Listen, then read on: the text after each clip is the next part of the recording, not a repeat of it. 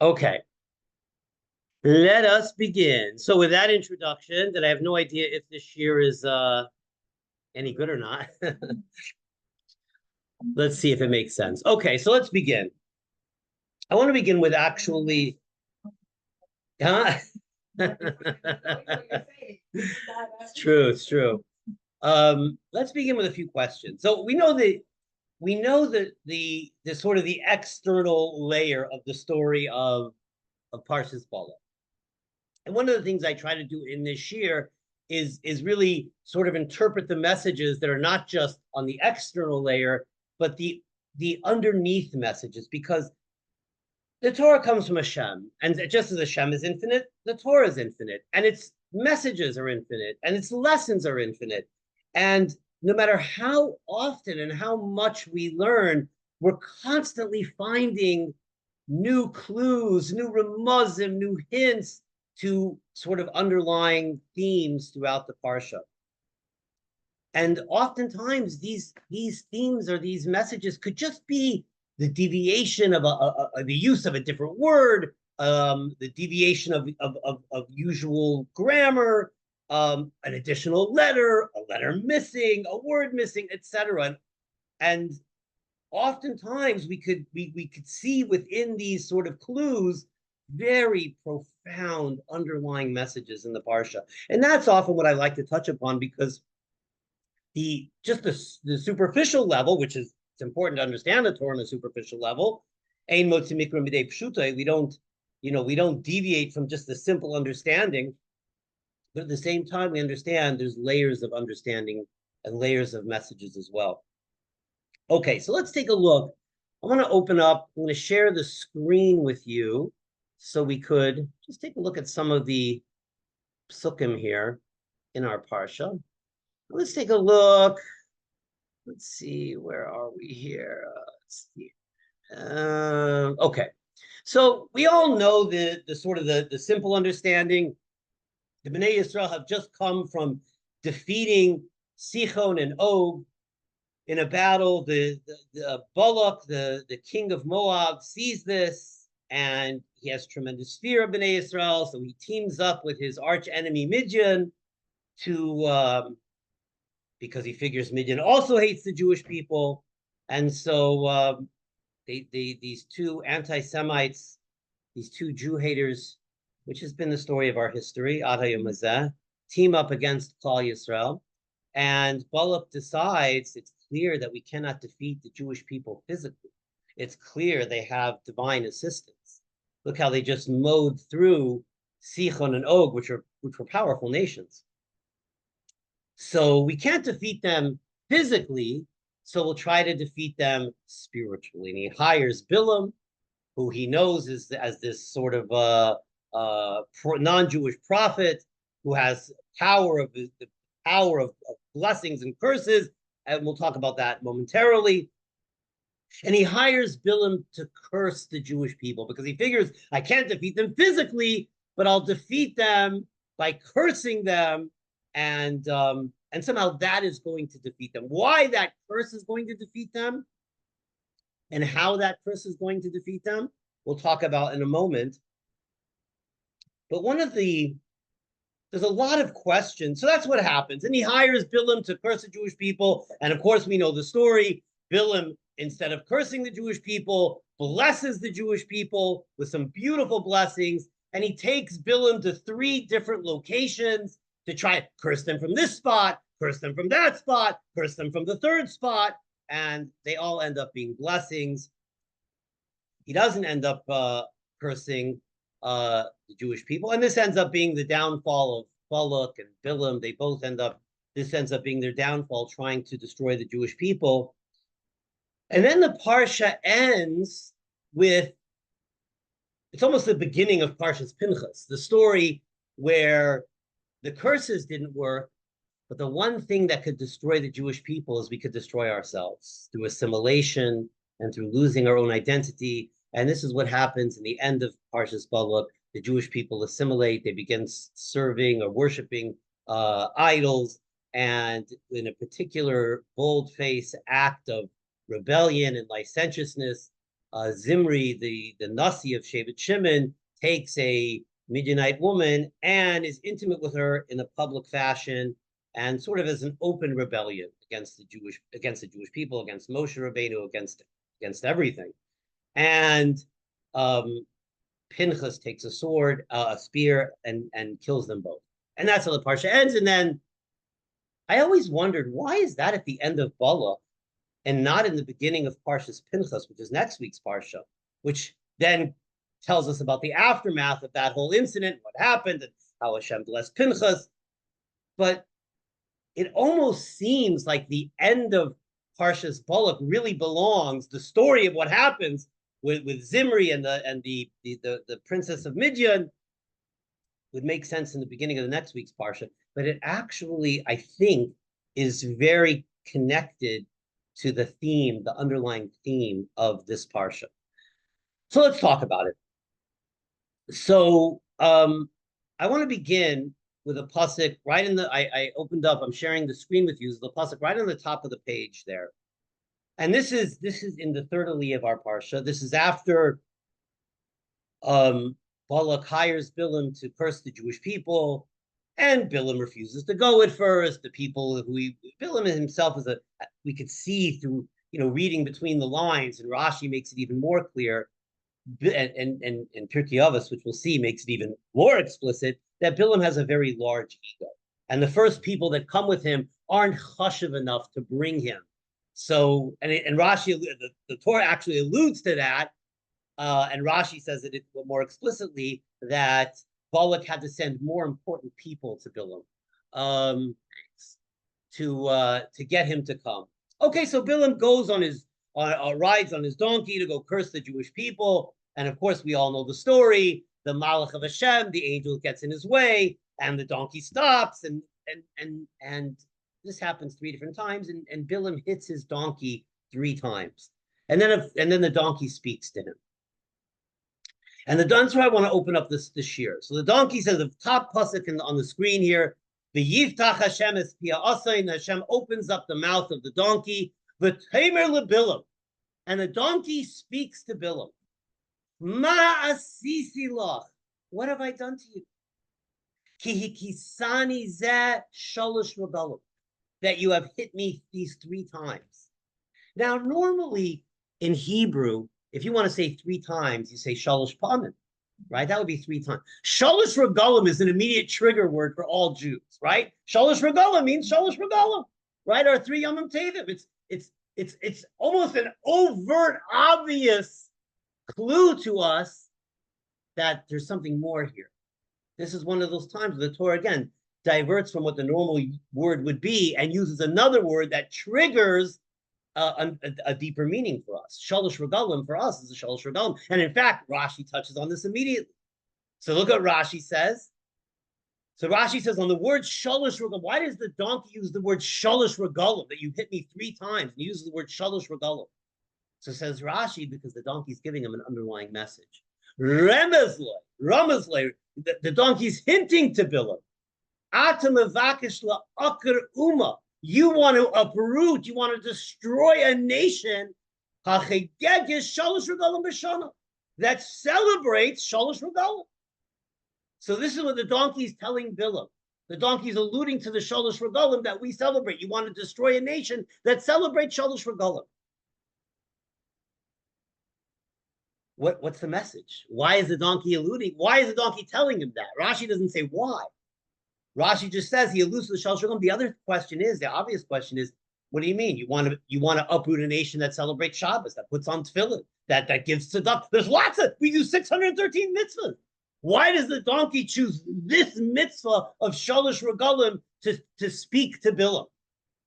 As if somehow the donkey's alluding to Bilam that his efforts are going to be unsuccessful because we celebrate Shalosh Regalim. That's sort of seemingly what the donkey is alluding to. But why? What's Shalosh Regalim doing here? Why not any other mitzvah that we celebrate? Okay, that's one question. Another question is, and I saw this question in Eish Tamid by Rav Druk asks this question, and it's such an obvious question. I don't know why. I've never sometimes I see questions, and why in 30 years did I never ask that question? And it's so obvious. And this is one of them. And the answer is I'm not as smart as Rav Druk and all these other rabbis, because I never even thought of this question. But once you read it, it's so obvious. Why does Balak hire Bilam? If Bilam has the power to bless and to curse, why does he hire Bilam to curse the Jewish people? Why not hire Bilam to bless the Moabite people? And that way that the Jewish people can't overcome them.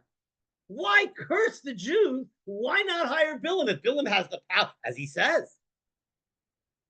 Balak says it clearly to Bilam that, let's look, I think let's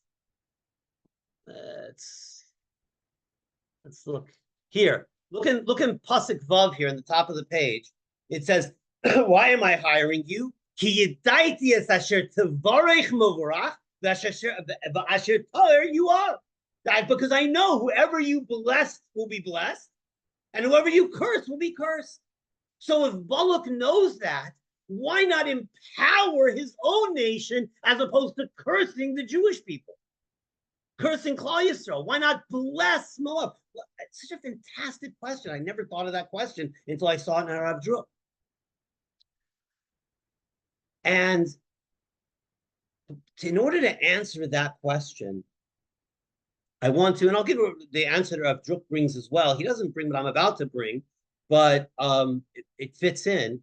I want to go, let's learn together the Mishnah in Perek Hey of Pirkei Avos, last week's Perek.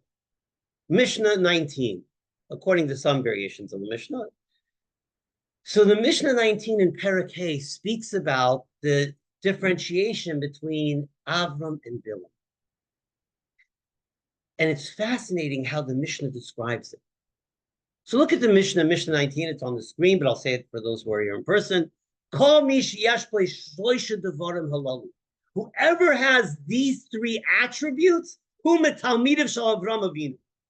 they are the students, they are the Talmidim, they are the inheritors of Avram Avinu. And there's three other midas that exemplify, that personify, that this person is a Talmud of Bilam HaRasha. So what are the attributes of the Talmidim of Avram Avinu? And before I even say any of them, the very first one you would expect would be chesed, love, ava. This is who Avram Avinu is, right? This is, if we know one thing about Avram Avinu, it's chesed, right? That's the theme of his life. Chesed, ad mesiras nefesh. And that's not what the Mishnah says. Fascinating. The Mishnah gives three midas, which are sort of really two. One of them is ayin tova. Ayin tova. He looks at things positively. Ayin tova literally means he has a good eye. He has a positive perspective. He sees the best in everyone and everything. As we see this with Avram Avinu, it's true. Avram Avinu fights with Hashem, battles with Hashem over Sodom and Gomorrah because maybe there's some good there. Avram Avinu sees people and sees the goodness. He sees these, as he's suffering in pain on the third day after his bris milah, and he sees these idolatrous Arab nomads. He sees the good in them. He brings them into his home. This is Avram Avinu. He's ayin tova. And the other attributes are ruach nemucha v'nefesh hafala, being humble, a humble spirit. So, and Bilam is the exact opposite. It says Pirkei Avos. What is the Talmidim of Bilam? Ayin ra'ah, sees things negatively, sees the worst in everybody, or ruach kaveh v'nefesh rakava, and a haughty spirit, a self-centered spirit, an egocentric spirit. So really, it's fascinating because the difference between Avram and Bilam is not this one engages in chesed and this one doesn't engage. It's Avram is able to see things positively. Avram sees everything, everyone and everything. He sees the good in it all. And he's humble. And Bilam's the exact opposite. He sees the negative in everything and he's haughty. And that's what Pirkei Avos says. why doesn't Pirkei Avos bring Avram Avinu's chesed?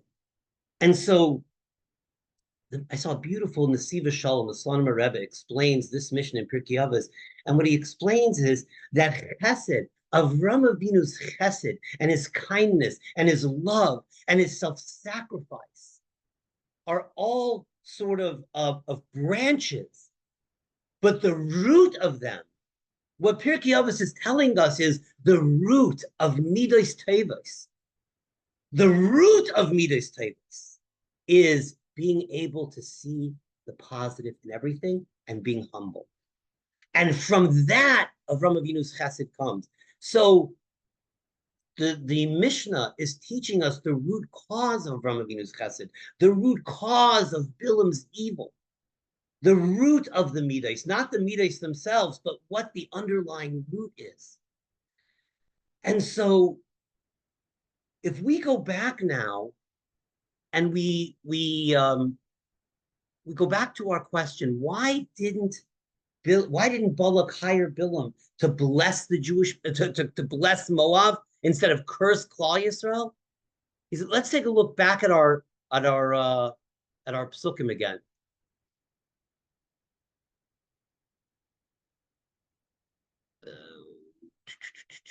Whoops. 1 second. Here we go. Okay, so let's take a look at the top pasuk here. Where he says, "Ki yadaiti es asher tevarech movorach, ve'es asher ta'or you are." And if you look in the English, it says, "Because I know whoever you bless is blessed, and whoever you curse is cursed." But what's interesting is if you look at the Hebrew, it's not exactly what it says. In fact, es asher tevarech movorach. Movorach is past tense. Whoever you bless, Muvarach is already blessed. And look at what he says, Asher To'ar, and whoever you curse, you will be cursed. So says Rav Druk something so interesting here. And I don't know Hebrew that well that I would have even noticed that. But Muvarach is past tense. Whoever you bless is already blessed. And curse is future tense. Asher you are, you are, To'ar, you will be cursed. So says Rav Druk as follows: that Bilam had a certain level of knowledge of astrology, of whatever it is. He was able to see the future in the stars, which is why they considered him a prophet. And so Bilam understood when somebody was already blessed, and he would only bless those who were already blessed by Hashem. And so therefore people would think, oh, when the blessing manifested itself, then people would think, oh, look, Bilam has the power to bless. The truth is, Bilam did not have the power to bless. His blessings only worked because he blessed somebody who was Muvarach, who was already blessed by Hashem. What did Bilam have the power to do? He had the power to curse. He had the power to bring out negativity. Asher To'ar, whoever you curse, will be cursed. In other words, whoever you bless is already blessed. So this is why Balak didn't hire him to bless Moab, because Balak understood, and this is what Balak is even telling him. Asher Tevarech Mevorach, your blessings won't work because you bless somebody who's already blessed. But Asher To'ar, your curses will work. Because whoever you curse will be cursed. So in other words, Bilam only had the power to destroy. He did not have the power to bless. Why is that? This stems from what it says in Pirkei Avos. And it's such a powerful lesson to all of us. That if a person wants to be able to have positive influence on others, if a person wants their lives to be a source of bracha, a source of blessing, the key to that is ayin tova, the nefesh hafala. The key to that is seeing the positive in everybody. If you only see the negative, then you will only be able to bring negativity to the world. And it's such a powerful lesson for us because so many of us by nature see the negative, feel the negative, think about the negative. We sort of have this this, I've spoken about this before, this genetic trauma that we all carry as Jews, that the other shoe is about to fall and that terrible things are going to happen, and we always think the worst. And hey, maybe it's just me that thinks that way, and no one else does. But we sort of carry that with us, and it's such a powerful message. We're meant to be the Talmidim of Avram Avinu. We're meant to be Ayin Tova, and when we're an Ayin Tova, it's Avram Avinu had the power to bless. Avram Avinu had the power to change lives. And the answer is, how did he have that? Where did that come from? It came from his capacity to see the positive in everybody. How are you able to see the positive in everybody? When you're humble. When a person is humble doesn't mean I'm nothing, I'm worthless. Humble doesn't mean I'm a doormat. That's not what humble means. Moshe Rabbeinu was Anav Mikol Adam Al Pei Adama. Moshe Rabbeinu was the most humble man who ever lived. Moshe Rabbeinu knew exactly who he was. Humble doesn't mean I'm nothing. Humble doesn't mean I see lowly of myself. Humble means I see the greatness in others. I'm able to see the goodness and the blessings in others. I'm able to see the blessing in every situation. So they go together. And this is such a message for us. And this is why Balak doesn't hire Bilam to bless Moab. Bilam doesn't have the power to bless because of Bilam's negativity and his ego. If we are egocentric, if we are self-centered and only see the negative, the lesson is clear in Pirkei Avos. We will only be a source of negativity to the world around me and to the others around me. If I want my life to be a source of blessing, and this is exactly what Pirkei Avos is teaching us, and this is what our Parshas is teaching us. If I want my life to be that source of blessing, I have to have two things. I have to train myself to see the positive in everyone and everything, and I have to humble myself. Okay. Why Shalosh Regalim? Let's go to that. Why, and what's the lesson there? Why is it that when Bilam hits the donkey tells him, "You've hit me Shalosh Regalim," and he's alluding to, Rashi says, you're trying to uproot the nation. That is, Gegis Shalosh Regalim Shalom, that celebrates the Shalosh Regalim. And so the answer is, and I saw this answer in the in another sefer, the sefer from Rabbi Ephraim Tversky, who I quote often, the Sari Lafim, and he gives such a beautiful, beautiful answer. And he says, Balak understood that there's a nakuda pnimius in the Jewish neshama, the core of the Jewish soul, that is undefeatable. He saw it with Sichon and Og. He saw that the Jewish people have a core of purity that is undefeatable.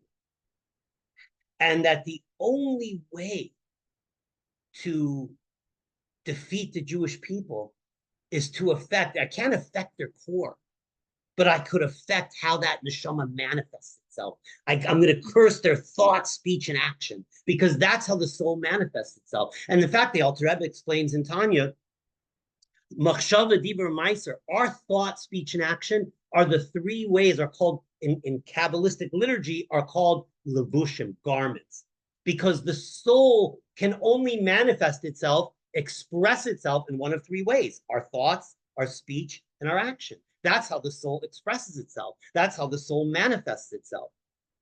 So while the core of our soul is always pure, the Moda Ani of the Jew, it's why we say Moda Ani in the morning, even before we wash our hands, because the core of the neshama is always pure. But the way that the soul expresses itself is not necessarily. It depends. Our thoughts could be negative thoughts or positive thoughts. Could be selfish thoughts or holy thoughts. Same thing with our speech, and of course, the same thing with our action. So, and this is why Balak took Bilam to three different locations. The three different locations signify the three different locations he was trying to curse: the thought of the Jews, the speech of the Jews, and the actions of the Jews.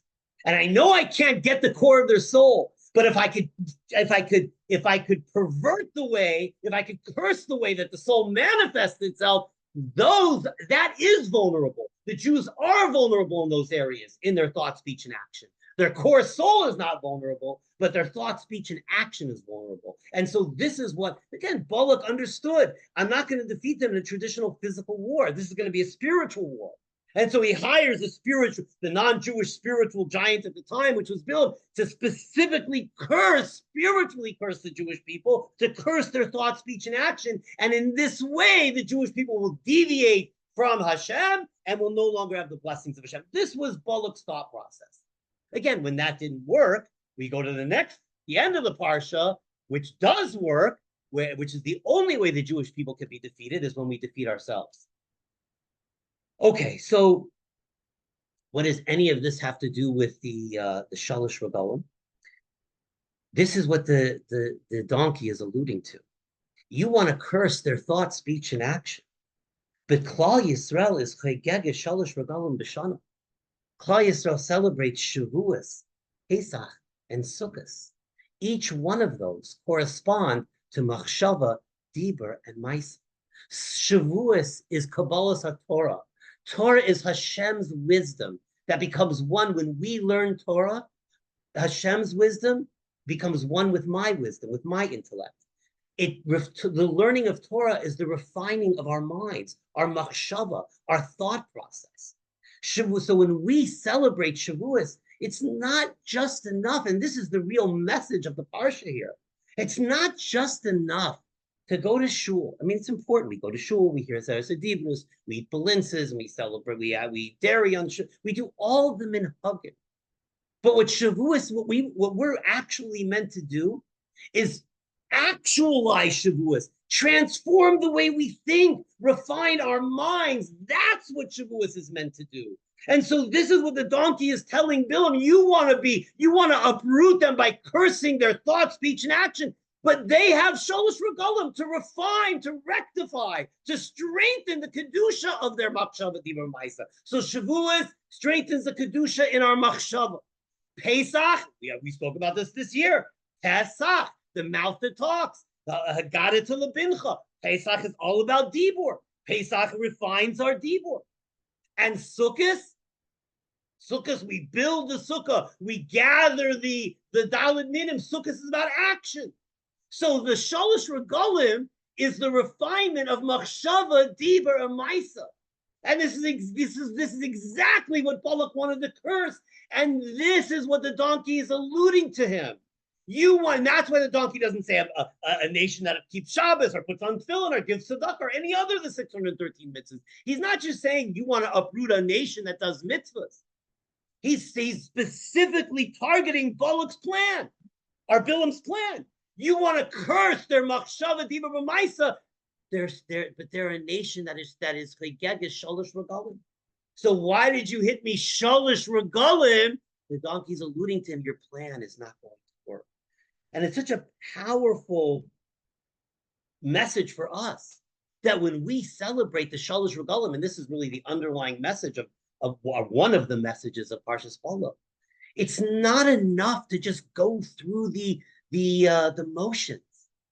And this is always a problem with organized religion, that it becomes organized and we lose the passion, and it becomes just a sort of a ritualistic observance. And we all fall prey to this, at one point or another, where our Judaism just becomes ritualistic. And the idea of Judaism, and this is again a theme throughout so many Parshas, sort of an underlying message, is that it's not enough to just observe the rituals ritualistically. We have to actually manifest them. We actually have to bring them down. We have to actualize them, so that when I leave Shavuos, my mind is more refined. I leave Pesach with more refined speech. I leave Sukkot and the whole month of Tishrei with refined actions. And then when we do that, there's no power in the world. There's no force in the world that can destroy us, that can curse us, that can harm us. That's the message of Parshas Balak. And I think that's perhaps why, once we understand this is the underlying message, that the Torah is calling upon us, not just to observe ritualistically, but to apply the mitzvahs that we observe, to actualize the mitzvahs that we observe, to bring them down to the realm of the physical so that they transform me. In other words, my observance of Pesach should make me a better human being. My speech should be changed from my observance. I should be changed from my observance. And yet, how many of us can say that about ourselves? That I'm a changed person, not just my external is changed. My internal is changed. I'm kinder, I'm more loving, I'm more sensitive, I'm more giving, I'm more caring. I'm a better husband, I'm a better wife, I'm a better parent, I'm a better human being. That's what Judaism is meant to do. And when it doesn't do that, when it's just external observance, again, I don't want to denigrate external observance. That's better than no observance. But when it just is in the realm of the external, then we are vulnerable to outside forces like Balak and Bilam and curses and negativity. But if we actualize the mitzvahs, and this is the message here, if we actualize the Shalosh Regalim, then there's no external plan that could ever harm us. This is the message of Balak's curses and Bilam's curses and the Jewish people and what saves them from them. It's our actualizing our mitzvahs. It's having them truly change who we are. And perhaps that's why if we go to the end of the Parsha, and we have this now, this next sort of attempt to destroy the Jewish people, where the Jewish people destroy themselves, where the Jewish men are seduced to worship idols and to engage in immoral intimacy in a public fashion like that, and that brings a Mageva. That does bring a curse to the Jewish people, and that's the end of our parsha. But again, that the whole fallout from that story is next week's parsha. So why doesn't the actual story begin in next week's parsha? Why is it here? And I think it's because there's an underlying theme here that connects to this theme. If you take a look, I'm going to share the screen with you again. Let's go to the end of the parsha and take a look. We get, again, it's one word that honestly, I'll be so honest with you, I never even noticed this until I saw it in a sefer, which is why I love learning, because I never stop learning. I never stop learning new things. But let's take a look at the very end of the parsha here. This is the last aliyah of the parsha, and Zimri, the Nasi of Shimon, takes this Midianite princess, and he cohabits with her in a very immoral way in front of Moshe and the Jewish people. And it says, take a look at Pasuk Vav over here. That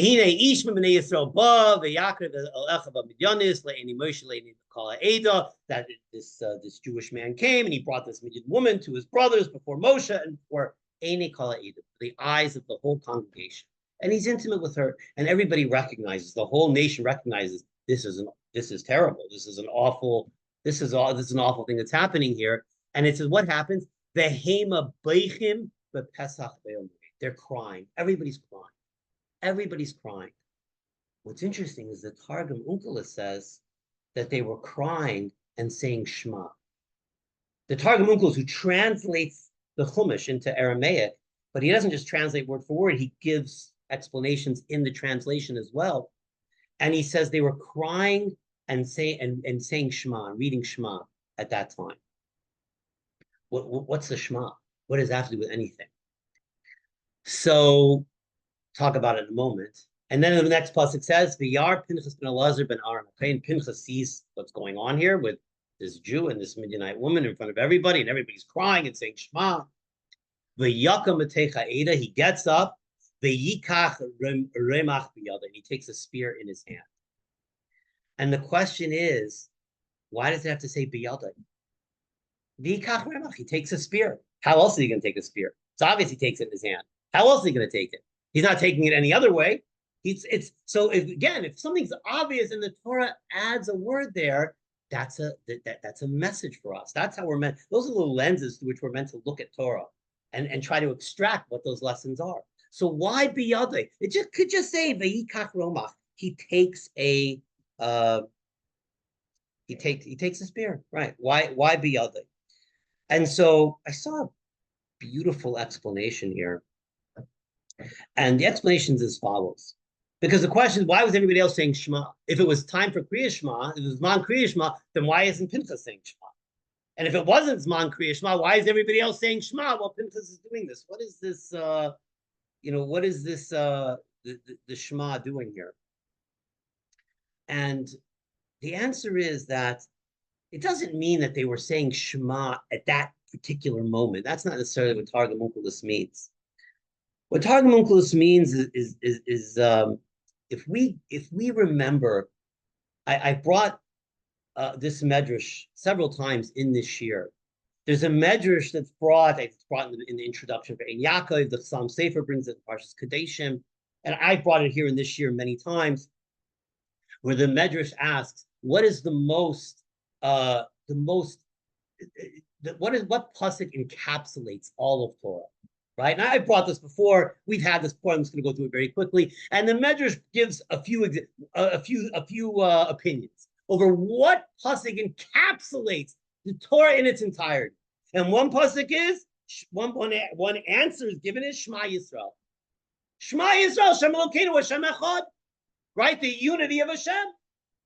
Hashem Echad means Hashem is not just there's no other God. It means everything is one with Hashem. That's clearly a foundational pasuk in Torah. V'ahavta l'reacha kamecha. Says Rabbi Akiva. That's clearly v'ahavta l'reacha kamecha is clearly a foundational pasuk in Torah. Those are two opinions. And then the third opinion is the korban tamid, which we've spoken about before. That's a kevas echad tasav baker. It's a kevas sheni tasav ben arbayim. Right, one sheep in the morning and one sheep in the afternoon. And I mean, it's so bizarre that not only is it bizarre that that's an opinion, because how does the korban tamid pasuk have any kind of foundational relationship like Shema Yisrael and which is love of Hashem, Avas Yisrael, love of the Jewish people? Those are foundational. As a kevas echad tasav big, as a kevas sheni tasav ben arbayim. How is that even an opinion? But what makes the medrash even more difficult to understand is not only is that an opinion, but the medrash concludes that opinion is the correct one. That is the most foundational pasuk in all of Torah. And I brought this medrash several times, and I've given different explanations. I'm going to give it yet another explanation that I saw. It's such a beautiful explanation, and I saw this again in the Sari Lafim, and he says as follows. He says, yes, Shema Yisrael is absolutely a foundational pasuk in Torah. Encapsulates Torah in its entirety.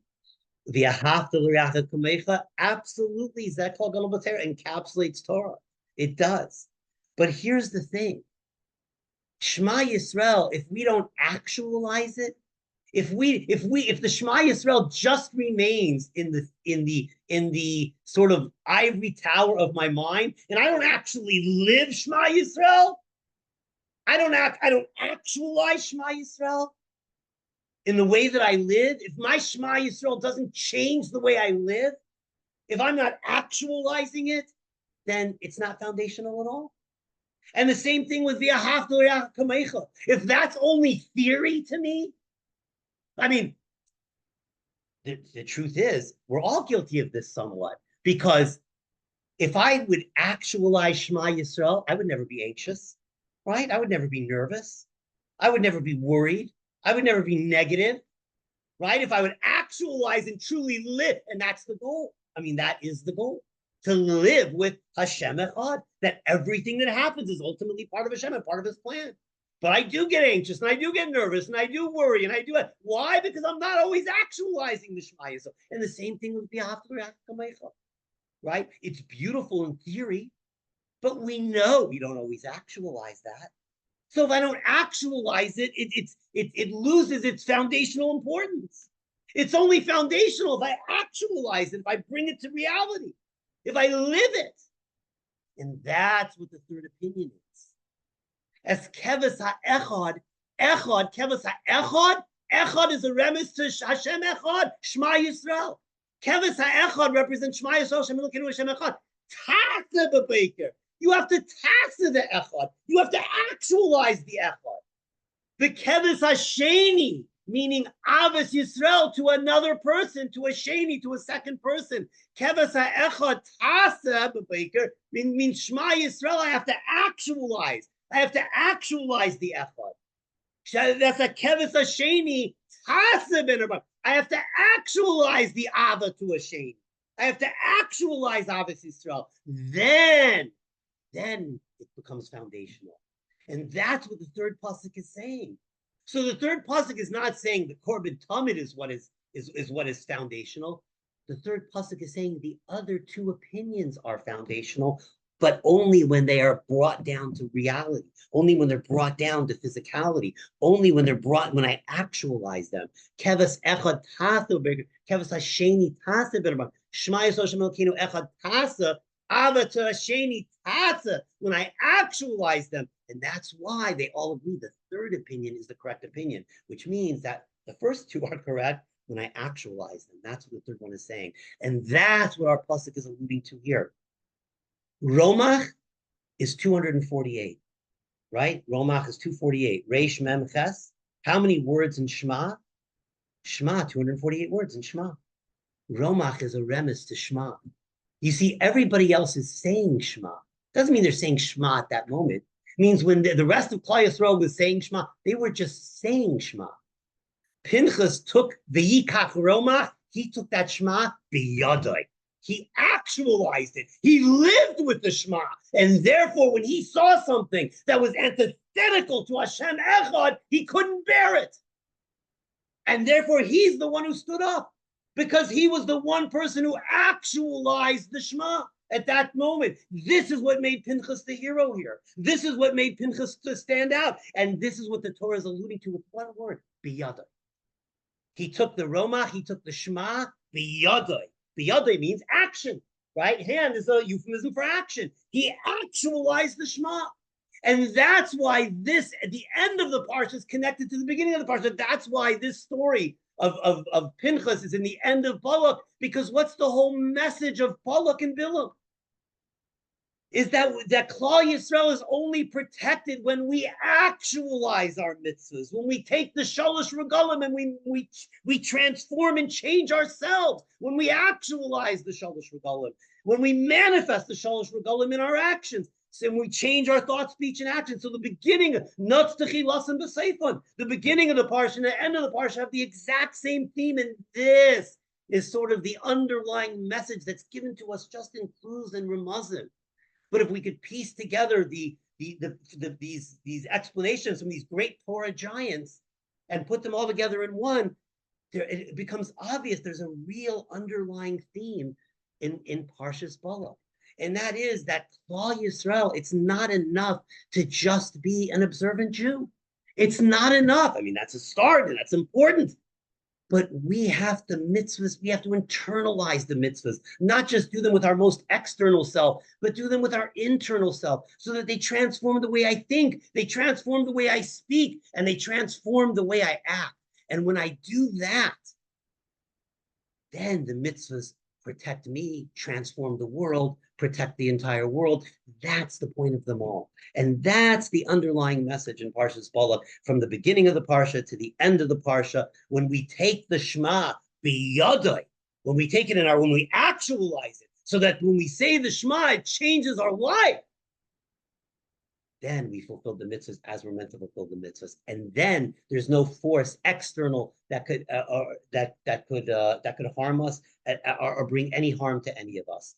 And so, in the times that we live in today, when we're being cursed from every direction, when we need divine protection, Parshas Balak gives us the message. If we internalize the mitzvahs and we utilize them to transform and change ourselves for the better, then Klal Yisrael is protected, the world is protected, and that's how we transform ourselves, and thereby transforming the world, the coming of Mashiach Tzidkenu, which when we transform ourselves, we bring that energy of Mashiach to ourselves and to the world. Amen. Okay, so I don't know if that made any sense at all, but I hope it did. So let's... Oh, yeah? Oh, thank you. Oh, okay, you made my day. Okay, let's say Tehillim together. So just to conclude this year, as we'll say, as we have been doing, we'll say Tehillim 121 together. And this, of course, we will all have in mind. Again, is the whole Shiur, and our Tehillim should be a schus for Refuah Shlema, for Rachel Bracha Bas Nina, and our Tehillim should be a schus for Achenu B'nai Yisrael, Achleseinu B'nai Yisrael, wherever they may be, all over the world. Of course, our heroes in the IDF who are fighting for all of us, and of course, our hostages, may they be released in good health and come back to their families. Take of Miyad Mamish. Tehillim 121. Shir Lamaloi Sesei Nai Hari Miyayin Yavo Yezri. Ezrim imarinei ois shemayim v'aretz. Ayitin l'moit raglecha ayanim shem recha. Hine l'yanim v'layishan shem Yisrael. Adinoi shem recha neitzucha ayad yaminecha. Yema mashemesh le'yekecha v'yireach b'layla. Adonai yishmarcha mikara yishmeras nafshecha. Adonai yishmer tzeischa mive'echa v'ata v'ad olam. Thank you so much, everybody, for joining. And Amir Hashem, we'll see everybody next week. Thank you. Thank you, Rabbi. Thank you. That was amazing.